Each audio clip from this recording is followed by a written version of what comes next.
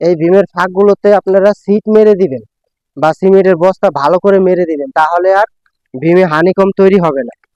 তা আমাদের দেশে দেখা যায় ভীমে হানিকম বের হয়, ভীমে হানিকম বের হলে কিন্তু আপনাদের বাড়ির ক্ষতি হবে। এরকম ভাবে নিখুঁত ভাবে সেন্টারিংটা করতে হবে যাতে কোনো সেন্টারিং এ যাতে ফুটাফাটি না থাকে। সম্মানীয় দর্শকরা, এখানে একটি ছাদের সেন্টারিং এর কাজ চলতেছে। তো ছাদের সেন্টারিং এর সময় অবশ্যই আপনাদেরকে যে বিষয়গুলো লক্ষ্য করতে হবে সেটা হচ্ছে গিয়া, যখন সেন্টারিং হবে তখন অবশ্যই কাঠের শাটারিং এর সময় কোনো ফুটাফাটি যাতে না থাকে। এই যে ভীম সেন্টারিং করা হচ্ছে, ভীমের কোনো সাইড সুইড দিয়ে যাতে ফুটাফাটি না থাকে। এই ফুটাফাটি থাকার কারণে সিমেন্টের পানি পড়ে যায় ঢালার সময়, এর ফলে কিন্তু ভীমে হানিকম তৈরি হয়। তো ভীম শাটারিং গুলো যখন করা হবে, ভীমগুলো এরকম ভাবে বস্তা মারতে হবে যাতে আপনাদের কোনো ফাঁক ফুক না থাকে।